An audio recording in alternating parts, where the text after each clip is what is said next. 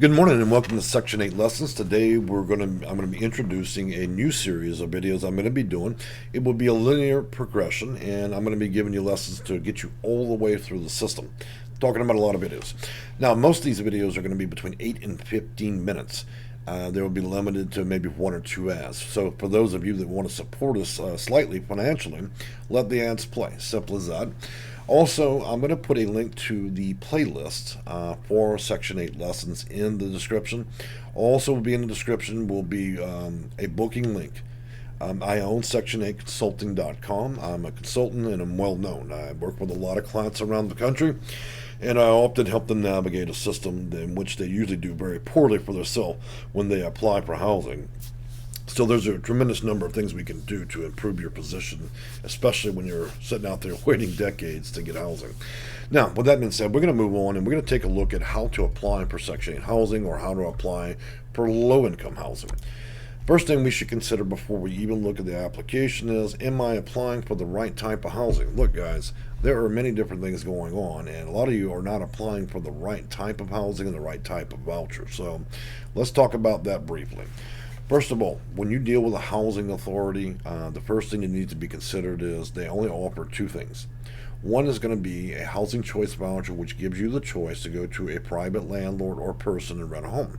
The second thing they often offer is going to be what they call project-based housing. We've all read about that in the news. Trust me, you do not want that. Housing authorities don't really operate that well, so you can imagine how they run their properties. It's a lot. Well, I'll reserve my opinions about it, but trust me, if you give your answers in a particular way, you could end up in project. That'd be the only offer they would make to you. So you really need to be smart about how you're doing this stuff. So housing authority and vouchers are just that. Anybody can apply. Now, if you're a senior, look, you don't necessarily need to go through this particular process.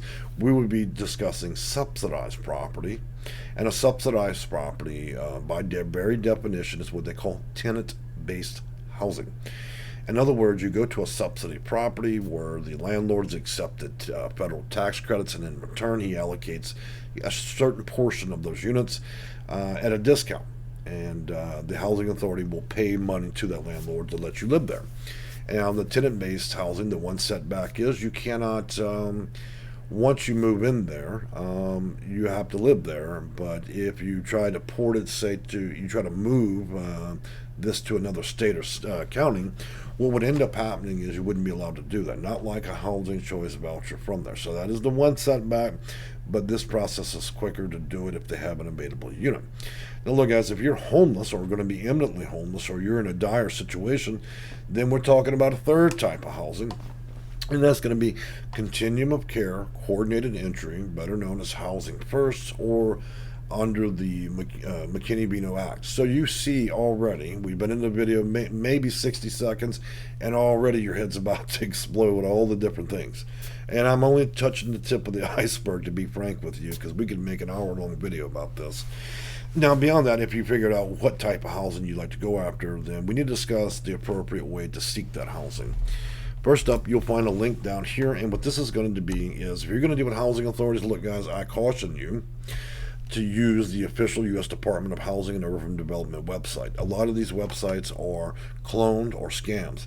Actual real housing authorities, in most cases, actually rank on the second page of Google, and then the first page is usually filled with scams. These are people that own these websites, and rather than it being, say, HoustonHousingAuthority.com, they'll buy the second address and put it housingauthority.org, us.net, and so on. In other words, it looks like the real deal, but it's not. And it's an attempt to pilch or scam your information. And that's pretty much what goes on with Google when it comes to housing. They like stealing identities. Just use this, okay? It is from the United States Gov. You can't make a mistake. It's a searchable database. And this covers housing choice voucher, and it covers living in project-based housing. Now, if you want to live in subsidized properties, then I would advise you going here. This is Affordable Housing Online. This is a federal subcontractor, which means that it is the largest database. It's bigger than Section Go Section 8, okay? I've used it extensively because these are good, clean property landlords. The list they're going to give you from the housing authority is an absolute joke, and also often includes landlords that are less than honest. And so I don't always advise accepting a list from the housing authority for landlords, because there's a lot of problems with that. Go Section 8, same thing. A lot of shady people on their list, and so it's up to you, but I would use this. There will be a link for this as well. In addition to that, if you're going to apply for homeless housing, the third aspect, you would want to use this list to contact COCs, or Continuum of Cares, for your city and state, and then start your assessment and application process that way. So again, now your head's starting to explode again. And so you see, there's a lot to all of this. Okay, so we're going to go back to the application. Let's talk about what matters. A lot of you guys just see it as what it is. Okay, well, so it's an application. I write my name and my phone number, and I'm good to go. No, my friends. Let me tell you something. Built into this very ordinary application are going to be preferences. You answer the wrong way on these applications, look, your application is a matter of public record. You screw that application up and you submit it, you're stuck with those answers for the next year. And then that is what it is. Look, wrong answers can mean the difference between years and decades. One wrong answer. Guys, if you don't know what you're doing, you don't understand the system and its sophistication as I do or as other consultants do, it is worth your time to simply work with a consultant to get through the process rather than watching 400 videos. But for those of you that want to do DIY, do it yourself, I understand. So let's take a look. Everything here is what it is, but the parts we should be focusing on is simply this. There are preferences built in here. They're not obvious. And the reason they're not obvious is because they have the ability to change whether or not you're going to move up and down a list by light years. Some of the first things that I'm already identifying here is, first consideration is housing authorities allocate 75% of their funds to people that are extremely low income. So the quickest way to find yourself to the back of a waiting list is if you're not on the extreme low income. You can't prove that. So 75% goes to extreme low income, and they only allocate 25% to people that are just simply low income. If you end up in the low income side, you've already ruined your application. Next up, and so there's a magic number for that. We have to check the AMI and then look at the rent reasonableness for the area, and so we had to figure out a way to lower your income to get you in that right good spot. In addition to that, we're going to look down here, and as you can see, when you check that you have a disability or you're 62 and older, you get priority. You get a lot of it, but those are not magic fixes checking those two boxes. They're part of a much larger thing that can make you rank well. Also, what they're not telling you on here is if you're 55 and plus, you get some preferences for that as well. Having a disability, family members that have a disability in the household get some preference, but it's not as powerful as the primary person being head of household.